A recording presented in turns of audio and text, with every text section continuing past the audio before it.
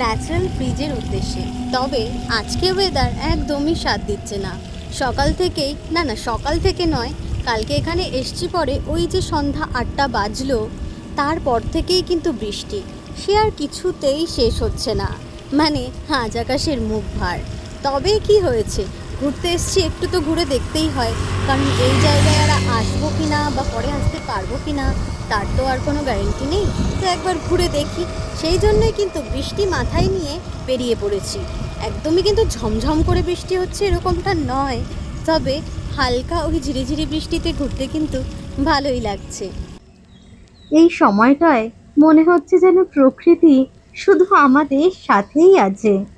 এই যে প্রকৃতির মাঝখানে চিরসবুজের মাঝে রাস্তা, আর মাথার উপরে ঝিরিঝিরি বৃষ্টি, তার সাথে আছে আমার প্রিয় মানুষ সাথে, সব মিলিয়ে দারুণ সুন্দর এক অনুভূতি।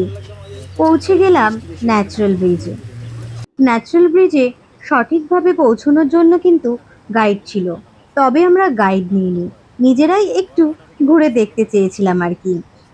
এবার এগোনো যাক। সমুদ্রের পাশে এই কেমন আনারসের মতো একটা গাছ রয়েছে, তবে আনারসের মতো কিন্তু একদমই নয়, ওই কিছুটা দেখতে আর কি।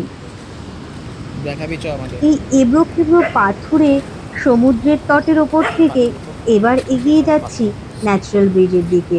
এই জায়গাটা না একটু সাবধানে যেতে হবে, একটু রক টাইপের, আর এখানে স্লিপ খাওয়ারও একটু চান্সেস আছে।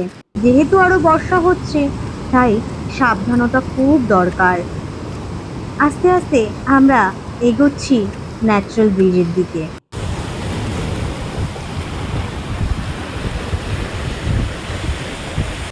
সমুদ্রের গর্জন শুনেছেন?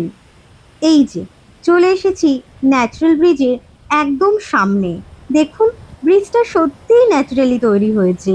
আমাদের নীলে আসার এই একটাই বেশ রিজন ছিল ন্যাচারাল ব্রিজ দেখার জন্য।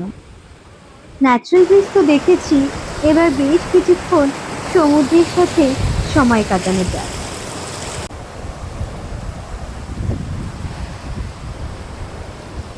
একটা ইনফরমেশন দিয়ে দিই, লক্ষ্মণপুর দুটো বিচ আছে, এটা কিন্তু বিচ নাম্বার 2।